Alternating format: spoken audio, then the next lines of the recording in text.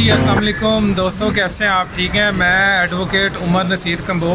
अच्छा दोस्तों, आपने अक्सर सुना होगा टीवी चैनल्स पे, सोशल मीडिया पे कि फ़लाँ मुकदमे में फ़लाँ मुलज़म का जो है वो जज साहब ने रिमांड दे दिया है, जिस्मानी रिमांड दे दिया है, जुडिशल रिमांड दे दिया है. तो मेरे अक्सर दोस्त मेरे से पूछते हैं कि उमर साहब ये जिस्मानी रिमांड क्या होता है, क्या ये अपना जिस्म दे दिया जाता है पुलिस को, या इस तरह का काफ़ी अबाम है. तो मैंने कहा इसके ऊपर चलो छोटी सी वीडियोस में बना दें ताकि अब मेरे दोस्त जो मेरे फॉलोअर हैं, मेरे जानने वाले हैं, उनके जो है नॉलेज में इजाफ़ा हो.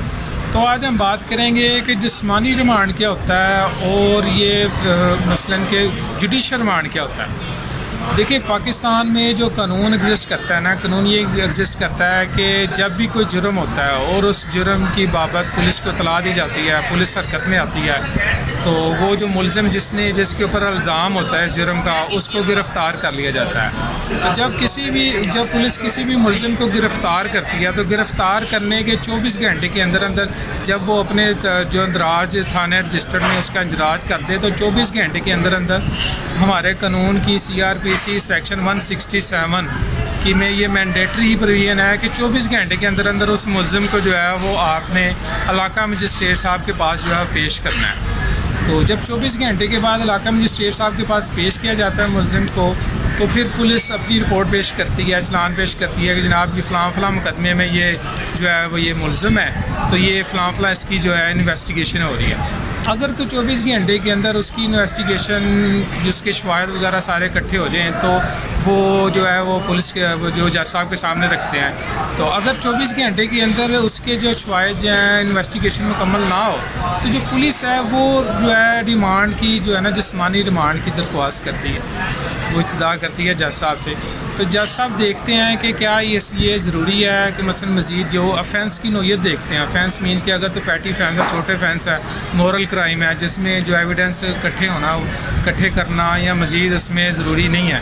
तो जज साहब क्या करते हैं, जज साहब इसको जो है वो कहते हैं कि नहीं, वो फिर जिस्मानी रिमांड नहीं देते. तो अगर कोई हीनियस ऑफेंस हो तो उसके अंदर जुडिशल कर देता है.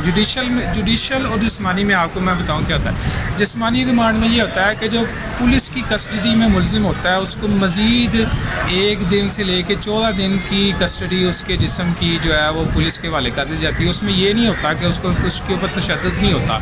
ये हमारी सलाह है कि जनाब जिस्मानी रिमांड का मतलब है कि अब जो मुलज़िम है उस पर तशद्दुद होगा, जो उसको दौरान तफ्तीश जो है पुलिस उसके ये करेगी. इस तरह का कोई चक्कर नहीं है.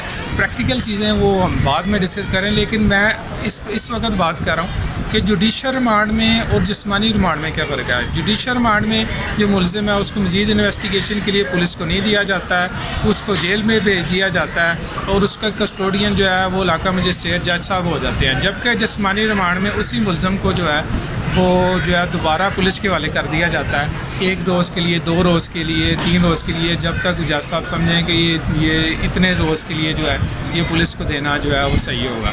तो ये आज का टॉपिक था जिस्मानी रिमांड के बारे में और जुडिशल रिमांड के बारे में. जिस्मानी रिमांड पुलिस की जो है वो किसी भी मुलज़िम की इल्ज़ाम लैन की जो बॉडी है, जो वजूद जो है, जिस्म जो है वो पुलिस को दे दिया जाता है कि आप इन्वेस्टिगेशन करें, एविडेंस कलेक्ट करें.